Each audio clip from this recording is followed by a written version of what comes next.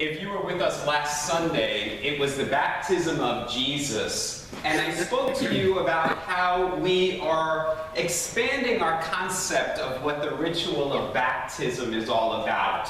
That we're no longer viewing it as the removal of original sin, but that we're looking at it as a recognition of the light of the Christ that's within every single one of us.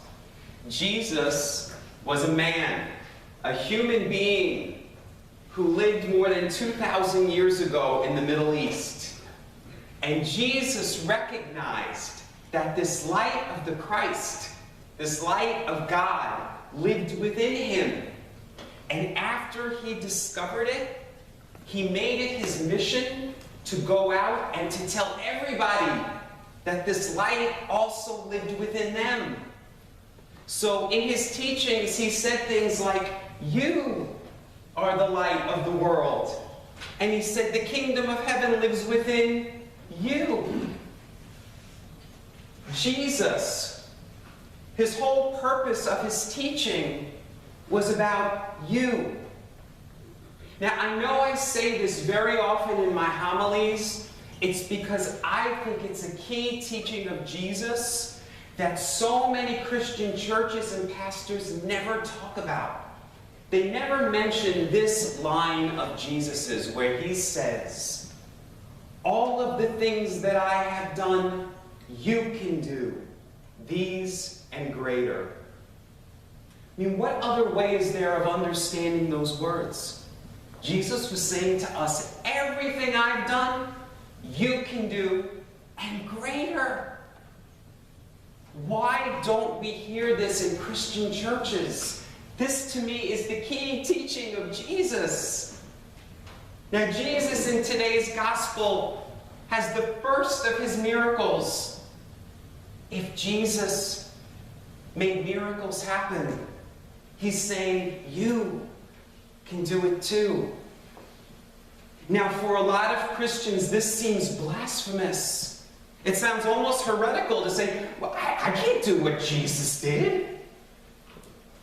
But I think it's heretical to believe the opposite. Because if you believe you can't, then you're calling Jesus a liar. Because Jesus said, everything I did, you can do, and greater. Now, some of you may be familiar with this old Zen saying. It says, "The finger which points to the moon is not the moon." Think about that. The finger that points to the moon is not the moon. Jesus was the finger pointing to the moon. Jesus was never pointing to himself. He didn't take credit for that miracle today. It was never about him. He was pointing to the light. He was pointing to the light in you. That's why he said, you are the light. The kingdom is within you. All the things I have done, you can do. That's where he was pointing. In every single one of Jesus' miracles, he never takes credit for them. Every time somebody was healed, Jesus said to them, your faith has made you well. Your belief has made you whole. He didn't say, Jesus, made you whole. He said, no, you did it. You did it through the power of your belief. Christianity has become a religion that's all about worshiping the finger that points to the moon, rather than focusing on the moon, the light that is within us. When we put our focus on that light and we connect with it, we too, like Jesus, have the power to manifest miracles. That's what today's gospel is all about. It's the very first miracle that Jesus performs. So this gives us a clue into how you start miracles, the beginning of miracles, if you will. It's the wedding feast at Cana. Jesus and his mother and his disciples were invited to this wedding. And as we see, they ran out of wine. And everybody's panicked. And Mary says, oh my gosh, they ran out of wine. And it seems like Jesus doesn't even want to be bothered. He says to her, what concern is this of ours? And I can almost think of Jesus saying to himself, really? Like my first miracle is going to be to provide wine for somebody? It's like so trivial. Couldn't I do something more grand, like rid the world of disease, or snap my fingers and create world peace? I'm going to be making wine for a wedding. But of course we know that this story, like the stories in Scripture, are highly symbolic. There's so much rich and deep metaphor here to look at. This is about the transformation of water, something ordinary, into wine, something extraordinary. Water and wine, as we know, are symbols. We've talked about them before here. Even just last Sunday, when we were talking about baptism, we were talking about what water symbolizes. Purification. And we heard it again in today's gospel. Those 6 stone water jugs that kind of look like the ones on the front cover of your bulletin today, they were used for the Jewish rite of purification. That's what the gospel says. So the people who were coming into the wedding needed to wash their feet and wash their hands so they would be clean. So the beginning of miracles is to cleanse ourselves of that human dirt. Then Jesus commands. He speaks. Jesus looks at the water, the ordinary, the human, the physical, and he speaks. He commands through the power of his words. And what happens? It's transformed into wine. Now, wine, as we know, is a big symbol for Jesus. And I say it every Sunday when I'm preparing communion. He said to his disciples, wine is my blood. This is my life force, the energy that circulates through my being. So this first miracle is about taking the human, the ordinary, and transforming it into the energy, the force, the power of the Christ. And Jesus activates it through his belief, through his words. This first miracle takes place at a wedding. That's also symbolic. A wedding symbolizes union and marriage, a merging together.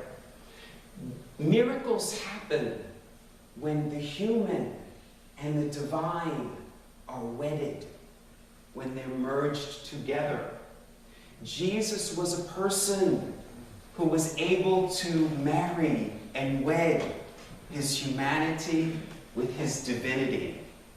And when you merge those two things, you too have access to that power that can create miracles.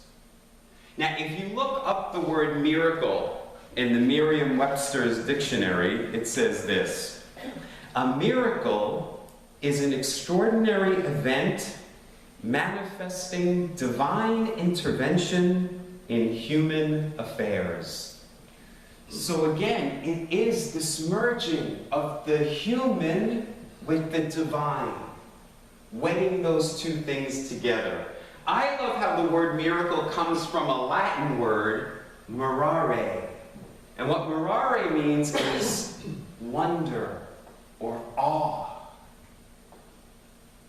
When you look at the world around you with awe and wonder, when you marvel at the miracle that you are, then you begin to see the world through divine eyes, rather than just through human eyes. I shared in the epistle this week a quote from Albert Einstein, where he said there are two ways of looking at the world.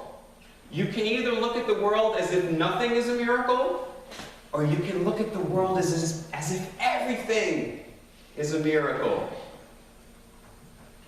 If you are looking at the world simply through human eyes, you will not see miracles. What you will see is lack and limitation and brokenness and fear. Look at every single one of Jesus' miracles.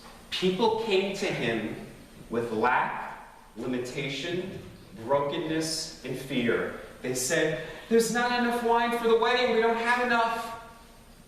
All we have is a few pieces of bread and some fish. We don't have enough to feed everybody." They said things like, "Jesus, please come. My son is very sick."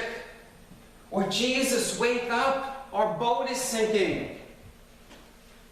People were all about lack, limitation, brokenness, and fear. Jesus saw not just with the eyes of the human, he saw with the eye of the divine. And he didn't see that. He saw abundance, prosperity, wholeness, and peace. We have the power within us to look at the world and our lives the same way. That's why Jesus said, "All the things I've done, you can do." You have the power to do what he did, if you choose. Albert Einstein said those two things. You get to choose. You can look at the world through the lens of worry and fear and anxiety and lack, if you want to, or you can choose differently.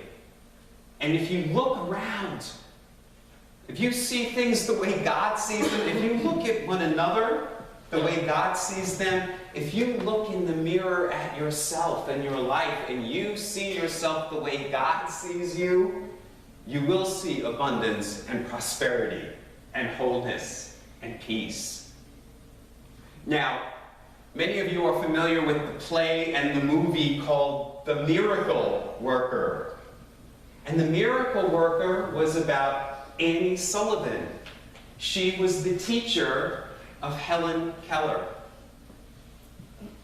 Most people who were born deaf and blind and mute were put into institutions, and it was thought it was completely impossible to ever teach them to read or write. Annie Sullivan believed in the possible. Miracles happen when you believe in unlimited possibilities.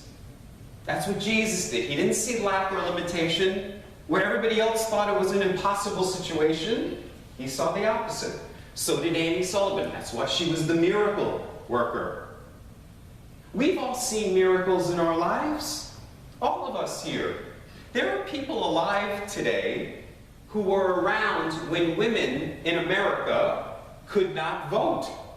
That was less than 100 years ago. In the history of the world, that's a relatively short period of time. There are people in this room sitting here today who were alive when black people in this country had to drink from separate water fountains and sit at the back of a bus. And how many of us last summer, when marriage equality became the law of the land, said, "I never thought in my lifetime that I would see this happen"? But there were people like Jesus and Martin Luther King and Annie Sullivan and Harvey Milk and Susan B. Anthony who saw the possible. They had the belief that someday this would be so. And we get to see this miracle, these many miracles happen in our lives. So we too can be miracle workers, but only if we choose. I want to go back to the quote from Albert Einstein. Think to yourself, am I a person who sees the world as if nothing is a miracle? Or am I the person who sees the world as if everything is a miracle? You do have the power to shift your sight. Instead of looking through the lens of worry and fear and anxiety and lack, you can look through the eyes of the divine and see the unlimited. We hear God say that nothing is impossible. If you were with us last Sunday, we heard in our Old Testament reading, God saying, "You are precious and honored in my sight." That's the way God sees you, as precious and honored. You're made in God's image. That's who you are. When you start looking at yourself that way, as miraculously and wonderfully made, then you know that life is for you, not against you. Our president this week had his final State of the Union address. Many of you know that our president for many years was a member of a UCC church in Chicago before he moved into the White House. And in his speech this week, our president said this: "America has been through big changes before, wars and depression and movements to expand civil rights. And each time, there have been those who told us to fear the future. And each time, we overcame those fears. We thought anew, and we acted anew. And because we did, because we saw opportunity where others only saw peril, we emerged stronger and better than before.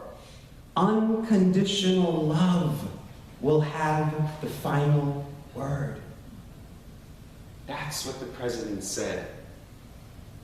If you are looking at your future with fear, miracles are not going to happen in your life. You're not going to be able to make miracles if you only see lack and limitation and brokenness and fear. Now, our friendship hall was renovated this past year, and it was renovated in memory of a man named Joe Pearson. And on the plaque to honor him is a quote that Joe would often say to people. And he would say to them, "Now go and make that miracle happen." And I love that that's on our plaque, because we made a miracle happen. I don't know if everyone in this room is familiar, but a little over 2 years ago, this church met to decide its future. And one of the options on the table was to shut the doors of this church. Instead of going to a place of fear and lack and limitation, we held a belief: this is the manifestation of a miracle. To triple attendance of a church that was thinking about closing its doors just over 2 years ago. We have the power to work miracles. We have worked miracles. Believe in that for yourself, because that is the truth. It's not unrealistic. Wayne Dyer once said, "I am realistic. I believe in miracles." Because that is real. That is reality. The lies you're telling yourself about lack and fear, those are lies. That's not real. So let us, in January, the beginning, today is the first miracle, the beginning of miracles. Let us, at the beginning of this year of 2016, continue to do what Joe Pearson suggested, to go forth and to make that miracle happen, and to look at the ordinary through the eyes of the extraordinary. Namaste.